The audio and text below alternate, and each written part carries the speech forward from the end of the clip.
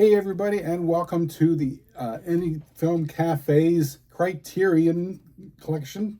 Right? Criterion Watch. Criterion Watch. Oh, sorry. It's okay. Yep. So it's your old pal, the Moo Cal, aka Presenza, and as usual, I'm joined by Moody, your co-host. And together we are joined by. Hi, I'm Rachel. Yay! Rachel. The lovely Rachel has rejoined us. This is your podiversary, right? Yeah. So 2 years ago today was the first time I was on the pod. There you go. Nice. And I remember one of the ones we did was the Francis Ha. Francis Ha. I think that was the first one I came for. Nice. So this time we are going to be doing the 1946 Jean Cocteau's Beauty and the Beast, which Beauty is and the Beast. a really, really interesting, beautiful, amazeballs fantasy movie. I've never seen it. I know I've heard of it. Yeah. It's pretty famous. It apparently has influenced Disney, and it's It's the thing that influenced him? Okay. yeah. It's pretty cool. But the good thing is that it's not just happiness and rainbows. They definitely capture the sort of dark side of the fantasy world and fairy tale world too. They're French. Sure. So we have to have an undertone of despair. And during I think it was 1998 when they had the 100 Years of French Cinema, that's when they restored this film. Oh, so, cool. Yeah, so this is fully restored, and it's got all the bells and whistles, and Philip Glass did an alternate musical sort of soundtrack to the film as well. So you could play with that too, because they did that and that toured around the world for a while. So pretty cool. So we will go check out this movie, and then we'll come back and discuss it. Yeah. All right. Bye.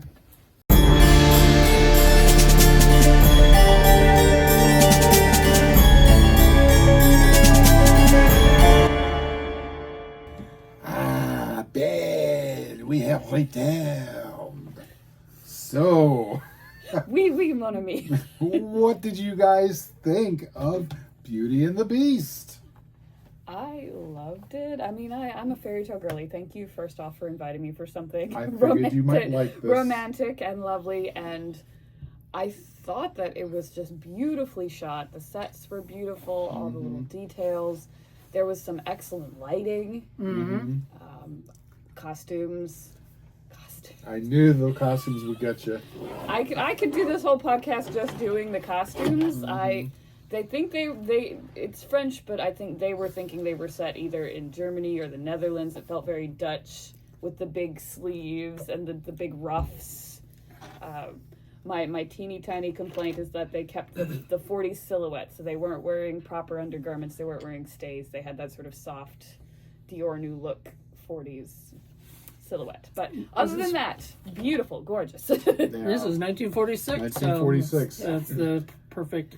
Now, here's the interesting thing. Originally, Jacques Cousteau wanted to shoot this in color film, but it was right after the war, and they just did not have the financing, and they were lucky to get the money as it was to shoot it and to get the sets done, to get the costuming done. So those are the most important parts. Yeah. But he wanted to shoot this in color, and I can just imagine how sumptuous that might have been, but I still think it looked really, really good in black and white. They did a lot visually to make it pop. Like the glitter horse, there were sequins everywhere that needed a touch of magic. You gotta explain the glitter horse. Okay, so there's a magical horse that will transport Belle to and from the castle. Named Magnificent. Magnifique.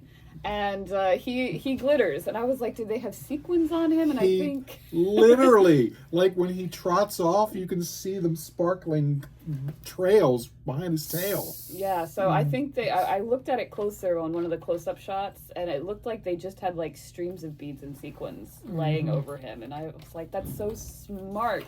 They had to make a lot of smart choices with the practical effects, and I think they did it very well. So I think Sparkle Horse is really his proper name. Yes. Sparkle Horse. I like it. Well, Magnificent is a great name, too. I mean, it's kind of fit for him. In French, magnifique. Magnifique. I like it, you know. So as far as like the black and white and the subtitles, that didn't bother you? I mean, we've talked about this before. When you do black and white and you do subtitles, you need to do other colors. And I've noticed Criterion started to change that at one point and everything, because we were watching High and Low, which is a great carousel film. And when we're watching it, I could barely read what people are saying because the black and white was too white, and then you would see the white on That white. was the biggest problem I had with the Wim Wenders film that we ended up doing, because it was black and white and it was white lettering, and it was very difficult. And it's German, so you kind of got to know, unless unless you know German, which we don't. They just need to put that black bar behind it. Or that yellow, would help. Or something, or change the color of the thing to like green or something. But something I didn't have a problem, but then I was sitting closer. You were sitting closer. I was a little further away, and my eyes aren't very good seeing farther stuff, so it's can't read too well. I noticed that yesterday. I was watching something. I was watching a TV thing, and they had somebody was reading a text, and I just could not, for the life of me, read the text, and I was like, I'm not getting up. The good news was that the script was not super complicated. Yeah. It was a lot of like Belle, Beast, sisters. Yeah. This is not a film that's very dialogue dependent, nor is it really very narrative heavy. It really depends on the visuals. That's really what this film's about. It was beautiful visual storytelling. Yeah. But it didn't seem overly done. Like, it wasn't overly pantomime, like a silent film, but you could still definitely follow it even if you didn't have the subtitles. So let me give you a little bit of background about Jean Cousteau. He was an artist who did a lot of different things. He was a novelist. He was a poet. In fact, he wrote poetry from when he was a little kid. He was an actor. He was a director. He was a producer. He was a set designer. He did all kinds of different things, and he directed, I think, a dozen films. The first one he did in 1932 was The Blood of a Poet, which I believe Criterion also has. I've not seen it. Orpheus is probably the one that he's most I've famous. heard of that one, yeah, that's the 1951. I think he won an Academy Award for that one. I'm not 100% sure. I'm pretty sure Criterion has that one. We got to see that, because Sign me up. it's amazeballs. If you love the visuals in this, you'll love that one too. He also did something called The Eagle with Two Heads in 1948, and then he did a follow-up to Orpheus called the Testament of Orpheus in 1960. And he did a couple other films, and then he passed away in 1963. So he wasn't part of the new wave, right? He kind of ran around the same time, but he was before the new wave. It was before, but he didn't like join in on it. But I guess I don't think so. He shouldn't have, because those are like new artists and stuff that were like Truffaut and people like that who are taking over, trying to be better than these. He's more the old guard. Yeah. Kind of, sort of. Well, not better, but he was also a very open gay artist at a time when to do that was pretty much a guarantee you'll never work in Hollywood, unfortunately. Well, he wasn't a Hollywood guy, though. But he wasn't. So, he was a French, he was a French. He kind of did his own thing. And people forget, the French pretty much invented photography and motion pictures in general. So they actually have been there as long, if not longer, than Americans with dealing with motion pictures. She got stuck. I'm sorry. Oh, that's okay. Come on out. It's they have a long and rich history in films, and Jean Cousteau is pretty well known for that.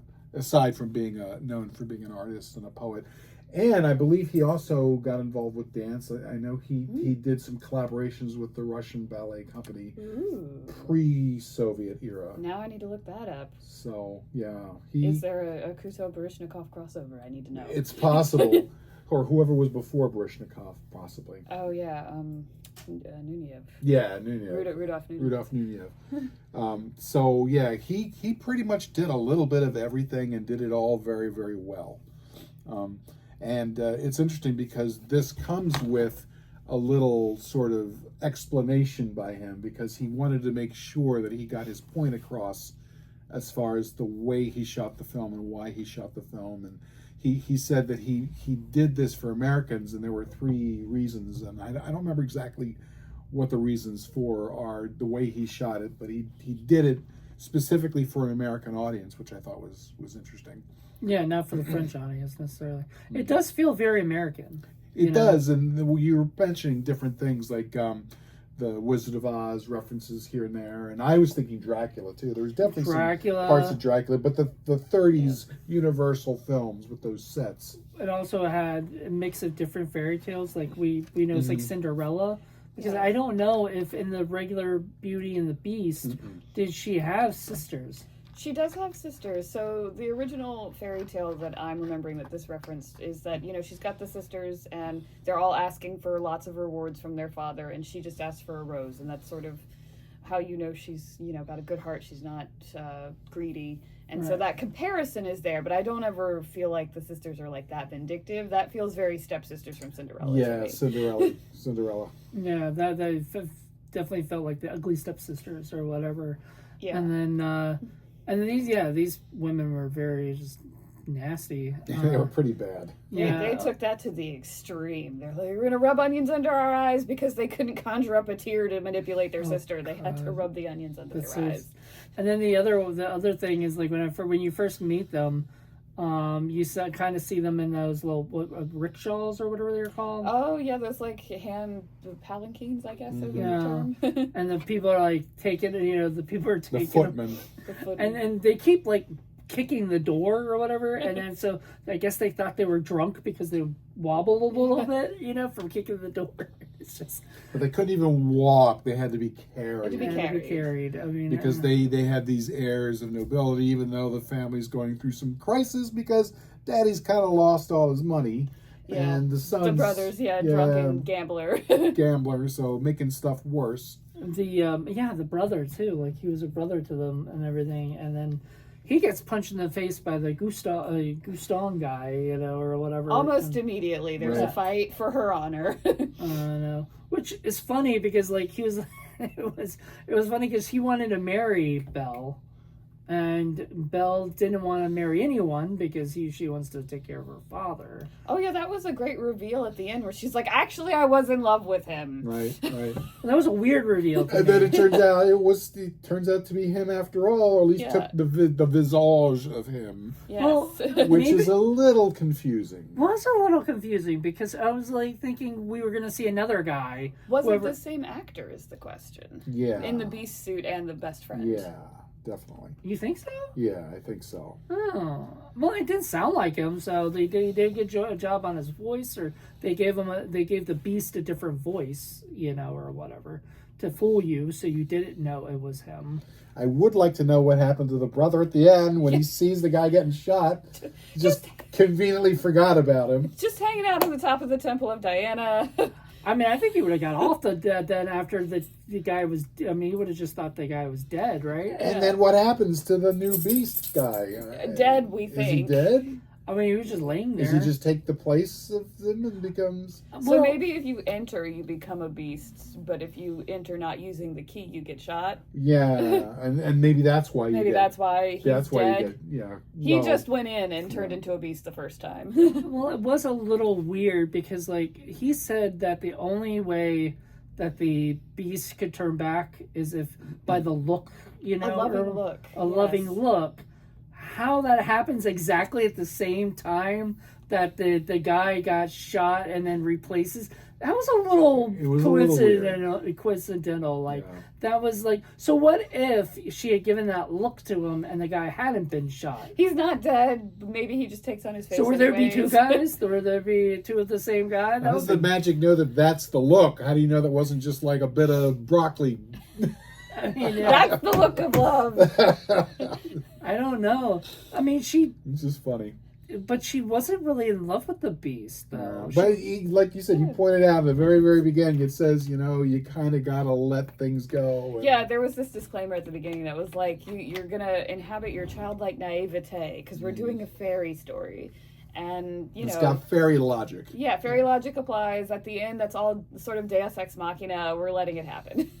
I don't know. Maybe. Otherwise, you're like, what the hell is she doing running around in this crazy person's chateau wearing 25,000 pounds of fabric? Oh my God, the dresses. And then just leave. Like, why am I here? Go. Look, I would have just been like, immediately, he's like, I'm going to come every day at 7 o'clock and ask you to marry me.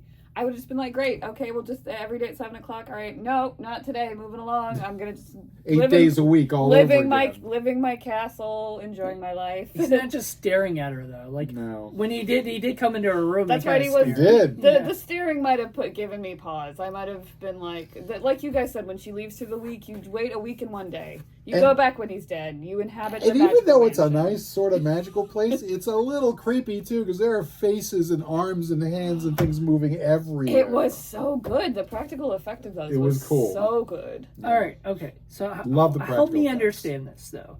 So he says, "I'm going to let you go see your father, but you have 1 week. You know, if you are late on that 1 week, I'll die. You'll get all my riches." Yes. Right? Was that supposed to be like the moment she started to realize she liked him because he was like willing to die for her? That is generally, I think, the accepted thing. Like, even in the Disney one, it's that he trusts her enough, and that sort of, She's supposed to allows have a him- good heart. yeah, so See, this is why I like. she's won over by the fact that he trusts her and loves her enough to let her go, kind of thing. This is why I like the Disney one a little better. Sorry. I know this is probably one of your favorite things, but because it shows at times like through. It's clearer. Yeah, Yeah. and then there's one point where like Beauty and the Beast are dancing together and they're having a good time. And you could see them start to kind of fall in love. And then she goes, "But I need to see my father. I'm worried about him." Yeah. And then he goes, "Okay, you can go, but you have to come back," and everything like that. And that's when Gaston makes her stay, and he goes to fight the Beast. That works for me as a person, because now I'm like, okay, now I get why she likes him, and that's why I was like, kiss him, because that's what I thought. Because in the movie, that's what, and then that's how they show it. And this is a loving look. I'm like you, I'm a little confused as to what else, because that look that she gave him was every look that she normally gave him. I couldn't tell the difference, Right. But Disney, that was done in the 90s. That was in the girl power era where we got women with more agency. Remember, this was made in the 40s, where Yes, the and- men writing it didn't understand women and thought that a loving look was... literally 4 months after the war ended. Every look they got from a woman when they got back from the war was a loving look. Yes. Okay? Because they're just happy they came home. They're just happy Right, to be alive. Exactly. And women are understandably happy to see them, so... Yeah, they're like, "Oh God, you're back. Okay, good." Yeah, You and know? I mean, honestly, there is probably a little bit of an allegory to be stated there of men coming back from the war disfigured and Absolutely. and wanting to make this film where it's, can a woman still love me even though I'm quote unquote a beast? I'm coming back disfigured. I'm coming back without limbs, and how will my wife or my girlfriend ever, be attracted to me again? So I think there is something to be said about that theme kind of coming through here. Yeah, especially the idea of like he was a good person Yeah, a good inside. heart. Right, A good because heart. the thing is, he never crosses the line. We think for a second he does, We think he kills that guy. because we think he goes and kills that guy, because she's like, what's his name? Yeah. And he comes back with the smoking hands, The bloody where it says, shirt. and the bloody shirt. We're like, oh shit, he went out and killed that guy. Why did she tell him his name? That's how he took his face. And Right. he said and he even said something about the beast. What is it? The blood. You had blood all over you and all this other stuff. And he says something like, I'm a beast. "I'm a beast," and Duh. yeah. So I don't forgive me for being a beast. That's what Yeah. he says.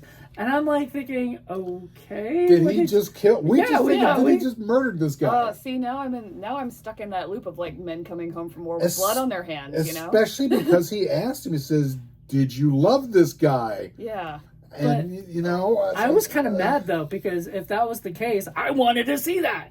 I wanted to see We what wanted the to fight. see. We didn't have a fight scene in the No, traditional no. sense. We did not have a fight scene at all. That would have been a modern thing. They Yeah. would have seen a Because- fight. Because he went to fight. They brought their bows Yeah. and everything, but they discovered Diana's palace, Yeah. instead, and decided to sneak in there. Diana shot the shit out of him. Yeah, That's the you closest. were even saying, you said something like I think She's not gonna miss. Yeah, No. and she didn't. She's a goddess. Of course Yeah. she doesn't miss. She's the goddess of the hunt too. Yeah. So she's gonna win. Yeah, so she was there, and it got you that like vibe of all this magical stuff of you seeing all the hands and then the eyes, and you were like saying something about the eyes gonna move or something, and they finally did. They, Yeah. moved around. Yeah, like, there was some creepy, cool Yeah. stuff though. Yeah, the arms moving with the And candelabras. I Yeah. loved the magic glove. Oh you know? yes, that was a great effect. Especially when she goes back the first time and Yeah, she like, just through the wall. literally just like it was just so cool. Yeah, so they did well a really done. good job with that stuff. Yes. Considering. But I did notice there was some editing stuff. I don't know if this was because of something with it, like maybe things were missing or something, but like there were times where it cut really quickly and stuff, and I was like, whoa, that was abrupt. Yeah, this is a restored film. Okay, just so you maybe know. there were problems with like some of the cuts or something. There was a moment I did see a boom mic. I can't help it. You know me. I see you notice things them in the all. background. I can't help it, but I did notice I'm it. focused on the sparkly dresses. What can I say? know. I didn't. And see the it. sparkle horse. Sparkle horse, sparkle dresses. And the dogs. You picked out all the dogs. There was a dog straight from the beginning, but there were Yeah. also dog statues. It was my kind Everywhere. of castle. Well, It was this castle full of dog statues. The one dog almost got hit by an arrow. I I know. know. That like Very gave me a close. heart attack right at the beginning of this film. Yeah, you even shouted out. You're like, "Oh no!" I know, I did not like that. What was his name? Carbolet or something? Cabriole. Cabriole. And I remember yeah. because that's a ballet step. It's a jump. Cabriole. That's adorable. Oh, that's why you were like, oh, they named him. I had no idea what that meant. And there was a cat on the table at one point. Yeah, too. we were very animal friendly. There were chickens. I love that bit in the Ducks. beginning where the chicken comes out from under her skirt when she gets in the little like palanquin thing. Yeah, and then That was she has to cute. keep moving on. And then she was talking about it being disgusting in there. I'm like, there Chicken was just shit. chickens in Chicken there. There's chicken shit probably everywhere. And you know? eggs. There was a little monkey in a bonnet at one Yeah, point. and not only that, but I love the part where she showed her the mirror and they to see them. The one looked really old, the other one looked like a monkey. A monkey in a bonnet. That was great. That was great. It was like their worst, like I Or guess their what true their selves. true selves. Maybe I don't know if the monkey in the bonnet though, but all right, A scoundrel. a scoundrel. Yeah. Yeah, both of them were pretty. A mischief maker. Mischief for sure. maker. Yeah. I Yeah. love how they go to all the trouble of stealing that gold key and then decide not to use it. I know. They're like, well, what if it does something bad? Oh, okay. Well, they didn't think it through beforehand. They We just were grabbed the key. not the two smartest light bulbs in the closet, those two. No, Well, I I'm mean- afraid not. So we were even wondering, like, if she did come back, what was the key for? Key 4 was going into To go in and get the Safely. If the beast is dead, then she can safely go in and get the treasure. Right. Is sort of Until my then. understanding. Because if you go in there without the key, you're going to get shot. But if you go in there with the key before the beast is dead, Then you're also a then you're beast. also probably shot. Then there's two beasts maybe, Could or you be. get shot. yeah, you get shot. There's a lot of beasts running around if you don't It's a go lot in there of, it's a lot of properly. beast Yeah. There's protocols to how you can go in there. But this movie probably didn't get a sequel. Beauty and the Beast 2 from them. Or What? whatever. You're telling me there's not one with a talking organ coming up next? Yeah. I would love that though. Like I was like thinking that was going to be the thing because in the Disney they do have the candle. And I was he's- wait for those guys to talk on the Yeah. mantelpiece. something like that. But then one of them is smoking the whole time. Well, and it's interesting because she also said that there were invisible hands that were doing her makeup and hair and dressing her. Well, and we all also that. did see her do it herself too. And I was Point. thinking that it reminded me of the old Disney thing where it was, I don't know if it was Snow White or one of them, when it was like the little birds that were Oh yeah, doing it Snow all. White. The little birds come and Yeah. help her with all of her baking All and her whatnot. stuff. Yeah, that was kind of interesting. I don't think they did that in the new one. Look, I would be happy for some magical assistance getting out of costume. Backplacing yeah. stays, that takes effort. Especially those costumes. Those were not small costumes. Oh my they were elaborate. And I just sumptuous, and I really want to see them in color. Is my Layered. problem. Somebody's got to have them somewhere. Layer upon layer upon layer. It was just no expense was spared with regards Some of that- oh my to goodness. costuming and with sets. So Yeah. that's where the money job. went, definitely. And I even liked the Beast clothes that he wore. Yeah, he had a like, great costume as Yeah, well. he And- looked cool. Yeah, you know? and his prosthetics also for the time was really Didn't good. look particularly frightening. He looked more like a large Muppet, but still. A large mom. He, so when we first kind of meet the Beast, it's because the father's come to get the rose, and he takes the rose from the Beast, and the Beast is like, "Those are my favorite flowers. How dare you? Now you must die for that." And he convinces him, if you go home and convince one of your kids to come over here. She just said I guess the boy couldn't. He said daughters. He said daughters. I don't know why he wanted, because maybe he thought that maybe she would fall in love with them from the start. He's like, this is my opportunity. No other woman has wandered here yet by chance, so I don't want the guy. I need to lure one here. So he goes and sends him back, and then when she sees him, like, he's instantly smitten over her and doesn't want to kill like her. you know, in the 1940s, that's what happens. You fall in love immediately. Yeah, I've noticed We that just saw that the other time when we watched that other film. Which one? The one with the guy in the plane. You know, and he's supposed to die, and he ends up washed up on the beach, and he falls in love immediately. Yeah. Immediately, we take the love at first sight trope seriously in the 1940s. Or even like we've been, my buddy and I, Larry, have been watching Hitchcock movies, and that's all they ever do. Yep. Like, we just watched one where the whole movie, I swear to God, the whole movie is this guy, this widower or whatever, going around asking women to marry him.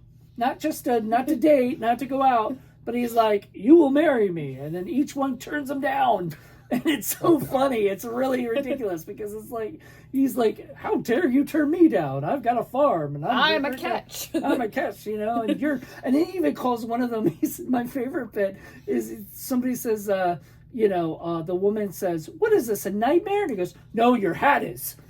I was like, ouch. Ooh, sick burn, your hat's a nightmare. Which is kind of why I almost wanted to also, if we could figure out one of the younger people who have joined us, like a Gen Z person, how they would have reacted to this. Because I would imagine they would be more like, oh yeah, sure, I'll be back in a week. And I'm just waiting for you to die. So, because the Stockholm Syndrome is real. I don't think I believe this love at first sight nonsense. Well, I don't see.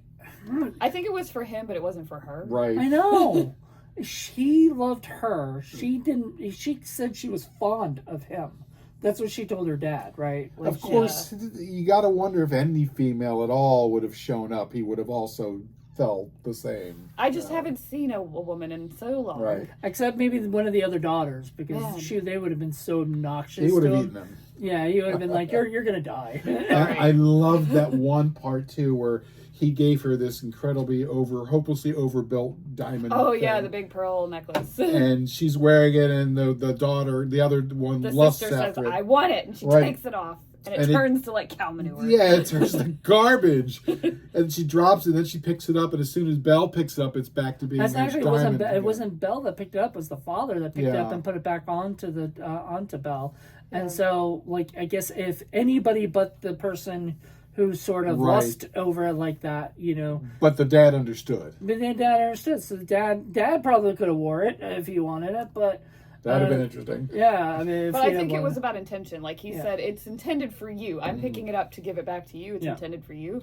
I love that the sisters for a hot minute were like, why don't we just accuse her of witchcraft? Just go on down to the church and let him know about the witchcraft. They were trying to do whatever they could. And then one of them felt bad after the two guys left. They're like, are we sending them off to their death? Like, they felt bad for those two guys. That's why she was only an old woman instead of a monkey when she looked in the mirror. Because like she did feel bad a little bit. You do have to forgive certain things. Like the whole thing with the rubbing the onions in their eyes and Belle couldn't smell it, but the other one was like, you smell, go wash yourself. You stink. Yeah. You stink. But Belle couldn't figure that out? Come on. Oh, Belle's so sweet. She's so good of heart. So. And she probably could smell, but she just wouldn't say anything. Yeah, she's put up with them for a long time. She's like, they're probably scheming for something, but my father actually does really care about me, so maybe they're telling the truth that he wants me to stay. Well, she doesn't even say anything when she goes back, and then she realizes, oh crap, I forgot the key. So she goes back home and then looks for the key, and it's gone. And she doesn't say, my sisters, why did they, or anything. She just lets them. I will say, I find the ending a little troubling, only in that when he says, why don't you, I'm going to take you away from this wonderful castle that's full of magic and everything you could ever possibly want to someplace better where you are going to be with your dad. Are we going to the afterlife? Are we dying? Is this an allegory for death? Are we both dying here now? Kind of flying away, quote, quote, dying? Are we going to the farm to live with the... Yeah. That's death. They're dying, I think. It did feel like that. I just keep coming back to the war. Wasn't that an old... He died, and this was all a dream. Oh God! Please don't tell me that. He died in the war. Your favorite. This was all his last dream. See, Wizard of Oz was the only time I had ever really said it was cool that this was just a dream. Like I was okay with that. That's not a trope you're fond of, generally. No, I hate that trope because it's just so overused, you know, and everything, and it negates everything that just happened. It means that, like, and I've even almost tried to put that in one of my projects, and somebody pointed that out to me, and I go, all right, it's nixed. That can't happen, because if you tell somebody it's just a dream, then what's the point of everything else you just watched? Yeah, you know, right? And the point of Wizard of Oz was that she was already worried about, like, her home and everything like that, and she was, like, trying to get away from her home, and then she found out that there was no place like home, or whatever. And everything. The dream kind of helped her realize that. It's interesting because, you know, you can get away with that in 1930, whatever. Whereas the modern audience, you know, I'm thinking, you know, when I saw the film as a kid, I'm like, man, if I were Dorothy, I'd have punched the Good Witch in the throat. You mean I could have been home this whole time? I just had to click my heels. Why didn't you tell me that 5 seconds after I got there? See, punch in the throat. Maybe I'm just still in that childlike naivete because I'm just like, oh, what a lovely adventure she got to have. Well, she could have died from the witch. Right. It's true, but she's brave and she overcomes right it in because the throat.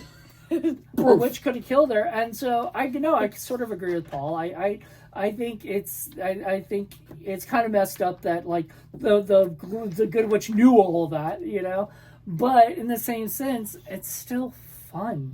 Like that adventure, she got to meet new friends who turned out to be her old friends who she already knew. I always like the Return to Oz because that's got darker. There's one. The Wiz. Are we going to talk about Wicked? Because that's a whole nother podcast. No, we can. The Wiz. That's a Criterion movie, and that's like a. Oh, we can watch. You've heard about that one, right?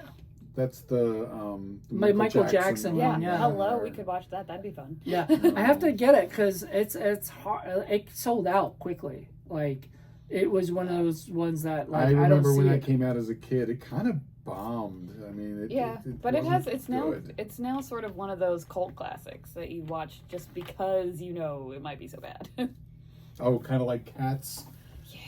Yeah. So I didn't watch the new one, but I love Cats, the straight to VHS. That was one of my foundation movies when I was a kid, and that was funny. Going back to the Beast here, every time they did a close-up on his face, I'm like, they could have just gotten away with the Cats makeup, but that's what the wig reminded me of, is Cats on Broadway. Well, the new Cats was supposed to be so incredibly terrible that it went all the way around to campy fun. I'm not even going to watch it. I can't. If Andrew Lloyd Webber himself says he hates it, I can't. I can't do it. So, what do you think the Beast killed? I think it was deer. I think it was like I think it was wildlife. There were a few dead deer. And he one of them ran off, and he got all like, I gotta go chase it. Right. So I think it's like the thrill of the hunt, like a little Ella. Yeah, the hound dog motif was very. It was funny when he did that because I kept thinking, because you know me, I'm thinking of a meme. And that meme is where the guy's walking with the girl, there's the other girl, and he's looking around, and she's like pissed off. That was like, that's the perfect 100%. Because she was mad. She was like, why aren't you paying attention while I'm talking? Right. Valid point, Spell. Maybe they had ADHD back then. You know? It's like, oh, dear, I'm a beast. What do you want? This is what I do. Yes, I must hunt. It's important. But, you know, and not at the expense of paying attention to her. Like, I'm sorry, she's going to be in that princess dress. She deserves princess he's a treatment. beast with a capital B, not a little b. I mean, this is what he does. He's not cosplaying a beast. You know?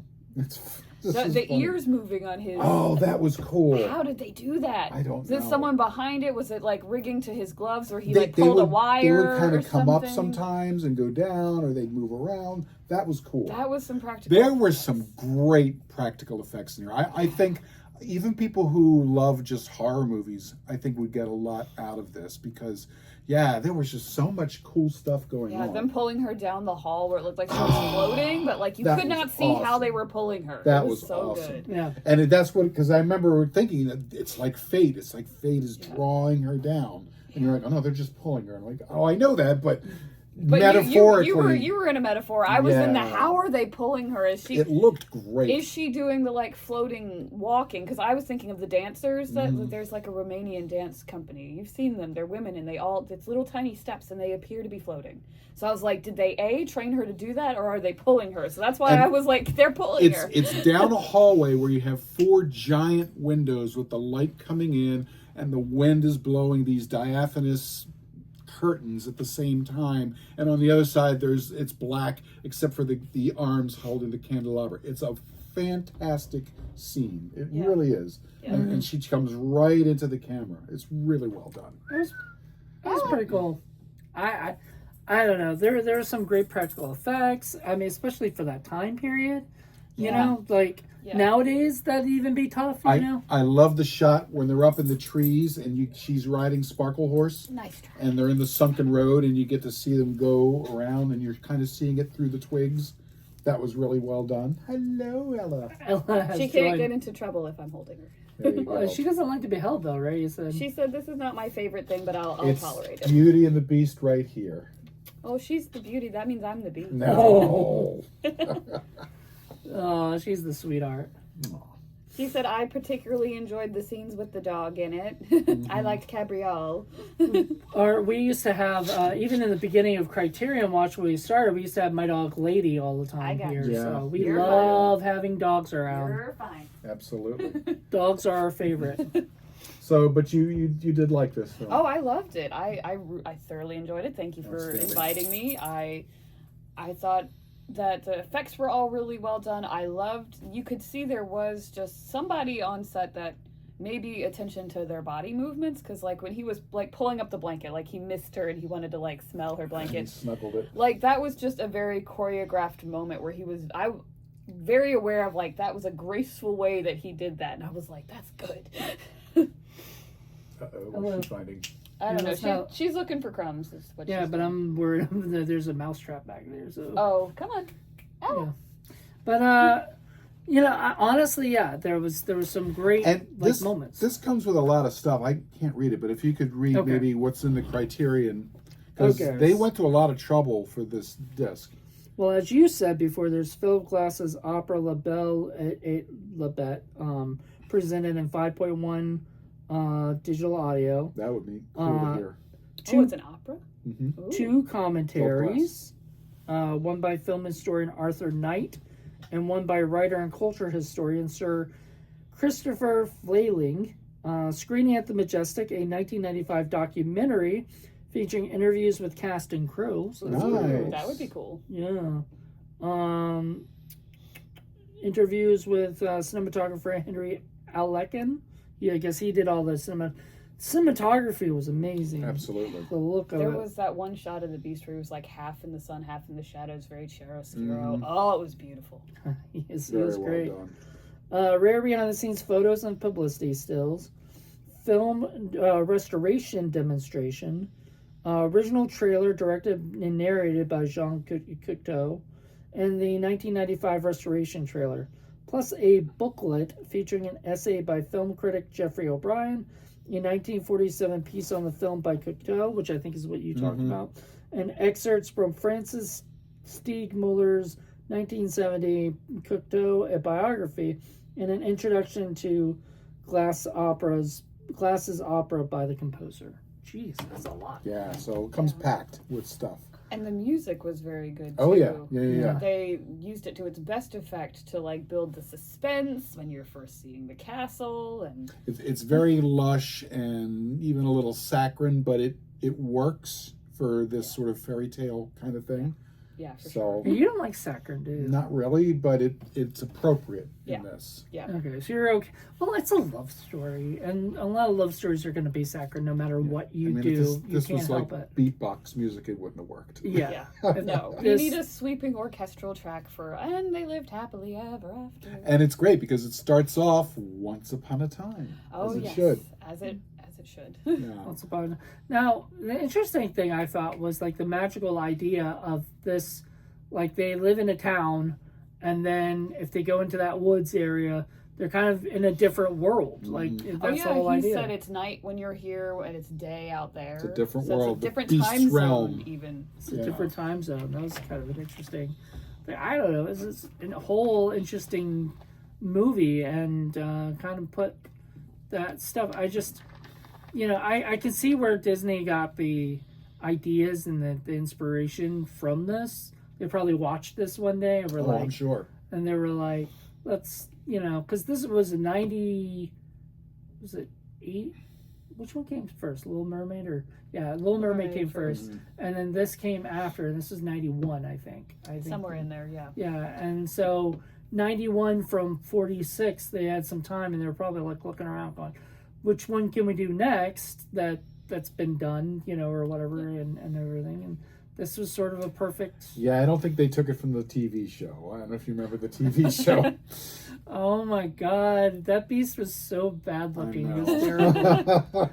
And then there was another version of it with one of the Olsen twins. No. It's called Beastly. Oh, that one's good though. Is it? I'm very amused by that. Okay, is it good like in like a way to laugh at it, or is it a little bit of both. I think there's parts of it that are very sincere. Okay. Yeah, it's not like the best acting in the world. It is teen Wasn't actors. Linda but... Hamilton in the TV one with her 80s hair?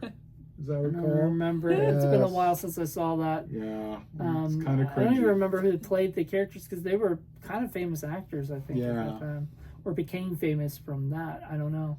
Yeah. But it was bad. I just remember as a kid, like I was in my teen years when that came on, or so I think.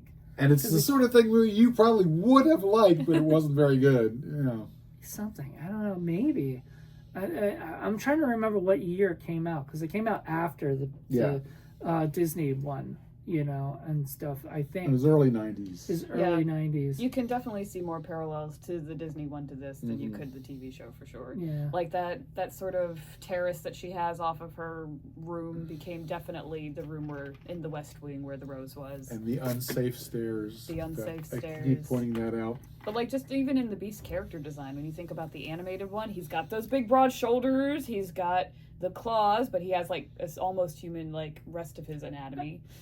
I will say I did love the live action Disney one. It had Emma Watson as the girl from Harry Potter. Was there singing in that one? There was singing, but there was. That's why I didn't watch it. Yeah, and there was good singing because like Aaron Tveit was the Gaston. Like, come on, Broadway star. So like they had Josh Groban singing for the Beast. He got a new song. Did they have Josh Gad was in that one too? That's the only time Josh Gad was appropriate. He played LeFou and he was perfect for it. Yeah.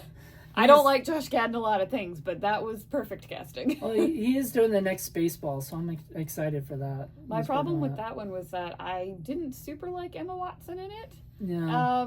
I'm not a huge fan of hers, but also like because I'm such a huge Broadway fan, I was like rooting for Aaron Tveit. I'm like, go kill the Beast, you got it, go Aaron.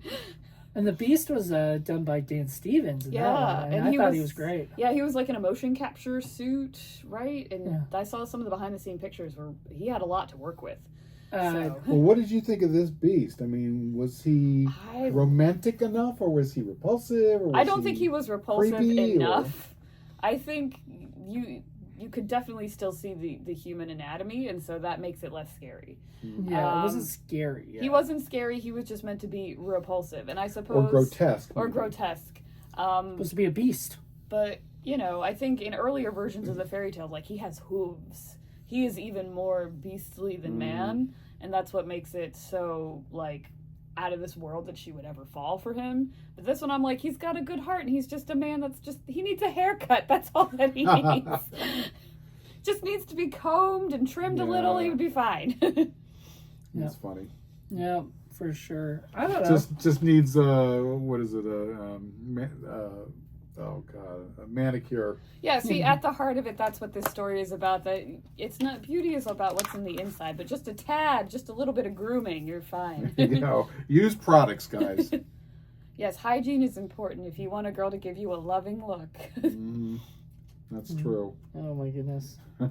I'm so surprised it was him at the end. You know, it was the same guy. So that's really awesome, like, to talk about that actor for a minute, that he had to do all the Beast with all the prosthetic and all of that, and then shoot however many scenes as that, and then go shoot the other scenes as his And then we never guy's knew. best friend the that we whole never time. knew. Yeah. Like, even his mannerisms and the way he held his body was different, so he put a lot of thought into that. Sure. Yeah, it was very cool. I'm glad you guys liked it. It was very cool. Yeah. No, Stars. you're right. You guys are right because it says his name right there at the top. He was Jean Moraes, and he played Avenant, Beast, and Prince Ardent, Which is the guy at the end, I guess. Yeah. I guess, but the same. And he did sound different, Yeah, so he made that very distinct. and he sounded different as the Beast too. So there's like he did 3 different voices basically. Yeah. You know, and then Belle was Josette Day. Felici must be. It's a Mila, so I'm guessing that's a girl. Is that one of the sisters? Maybe. Yeah, because Ludovic, I think, Oh, was Felicity. the brother. Felicity was. Yeah, and then Adelaide. I like at the beginning when they're doing the credits and they're drawing them on the Oh, chalkboard and then yeah. getting erased. That was very charming. I like that too. The That was illustrations were. cool. And I believe if you look carefully, it's the actors who are erasing their names. So Yeah. Miss Day is the one who erases her own name. And Yeah. that I was, thought it that was cool. very charming. I like Cool. that. And it also sort of, when he said, like, get in that childlike mindset, I think that device helped, because where do you see a chalkboard but when you're in school? Right. I did like that. I did like the idea, like you started off with the names on the chalkboard or whatever, and then you erased them, and then came up with a new one, and then after a while they just started putting them on there or whatever. I thought it was a pretty neat way to introduce everybody. So you see, we don't just watch garbage here at Indie Film Cafe. I know you invite me specifically for not garbage, and We I do. appreciate you. We do. Just So- don't tell certain people. Yeah, No. I'll get jealous. Well, it's because I'm a chicken, and then you just say she can't come for the other ones because she won't watch it. She'll be like this the whole time. Well, most of the ones we watched, you'd be laughing at them. You'd be They're laughing at them. Well, because I they're mean, bad. I did do the bad one though. I did that weird Bible movie That's with you true. guys, That's true. and I Yeah. did have nightmares. Thank you. But different kind of nightmares, you know. No, like I had nightmares like that I was being chased by those weird, freaky, horse-headed guys on the chariots. Rachel's even very that. sensitive. Even that. I'm Very very sensitive. delicate. I'm a princess, okay? Are you gonna have nightmares about the Beast in this one? No. He like I said, he just needed a haircut. It's fine. That'll be your dream. You're gonna be giving the Beast a haircut. Yep, now. I'm gonna have very good dreams. I think all the haircut. costuming overcame all of that. They were so beautiful. I want every piece. I want to see every piece in color somewhere. She's that collection not has to be happy there. unless she's wearing 700 pounds worth of dress. I didn't Yeah. come in costume this time. I could have. There I you could have go. come as a princess. I had chores this morning, so I'm. Well, she didn't know. She didn't know. I don't think you knew that we're watching Beauty and the Beast. I knew did we you? were watching Yeah. Beauty and the Beast because That's how I enticed That's how he got Oh. me here. But I did actually have chores this Because morning. otherwise she'd be like, oh, no, guys. I was Cinderella this morning. I had chores, so I didn't have time to do anything. I did put on earrings, so Well, I did a little Very something. nice. We do realize that last April and the April before then were times, so maybe April's the times that she comes out and Yeah. does stuff with us. Pot So of we're her- okay with that. Podiversary. Yeah. There you go. Well, I. we do have other Criterions and other Film Freak movies that you probably would be very interested in. So All right. we will let you know, and then you let us know. Orpheus. I'll come back for that. Yeah. That'll be fun. And this is actually the season finale, so Woo! you know. Yep. So there'll be a few months break, and We're gonna give a few months break, and we're gonna try to go into some other videos that we haven't done in a while, you know, or whatever, because we have so many that it's sometimes we have to take break from other ones and then go into those and do those for a while, then come back and our nerd cup overfloweth. yeah. So we got too much going on. And then he's like, "Oh, I want to start another one." And I'm like, there's no. so many that we can do. No, stop. Just stop it for now. Because normally I'm the one saying that. And even I'm like, let's take a break. Yeah, you I know? want to do a film noir one. Okay. And, we still got Docs That Rock that we're going to be doing, and because that was the one I almost chose. I almost chose Grey Gardens because I thought you might like that one. Yes, I would watch Grey Gardens anytime. See, there you go. We'll have you back for that one. We'll do Which that one was one. that? Grey Gardens. That's the Mother It's a Dearest. documentary. Mother Yeah. Dearest. So it could be Criterion Watch, or it could be Dr. Rock. Little Edie Beauvoir. Yeah, it's a really good Cousin movie. I to wasn't Jackie sure if we Kennedy. did that already or not, but I don't think we did. So we watched that, and then we immediately thereafter watched RuPaul's Drag Race Season 5, Jinx Monsoon's Snatch Game. That sounds For fun. That comparison. sounds like a plan. Well, no. For whatever reason, I was thinking of the other. There was one that we did, like a cemetery, pet cemetery one, and I forgot what that was. We're called, not but- bringing Ella for that one. Well, it was about like all like it was about, I guess, pet cemeteries that are like set up or something. I don't know. Oh yeah. You're talking about oh gosh, it's a documentary about. pet cemeteries. Okay. Yeah, Still no. I We don't. forget. We're not I doing forget that. the name of it. It's pretty. It's a fascinating film. we It's did it interesting. already, so you're okay. I'm safe, You're I'm safe. safe. Okay, You're good. safe because we're not doing it again. No, I will But- definitely come back for Grey Gardens. That's Okay. yes, that's up my alley. Yay. All right. Well, thank you very much for joining us. Hope you guys find it interesting. And definitely go out and find it. Criterion sales coming in a couple months, right? July, Yeah. So there you go. We should just end with a loving look towards Yeah. the camera. Well, before we do that, Get a we're broccoli. just going to let you know that Film Freaks will be out in May. We'll have a new Film Freaks. That'll be the last one for that season, too. So, and then we're taking a break in June. So then we'll be back in July. So, around the Criterion time. So, we'll be back and we'll have more videos for you guys then. But until then, everybody, hope you guys enjoyed it. And Bye. And thank you for Loving joining us. looks. Thank you for having me. Yep. And Bye, Ella everyone. too. Bye-bye. Hi, Ella. She says, "Don't pick me up again." She's like, no, thank you. More Bye, snacks. everybody.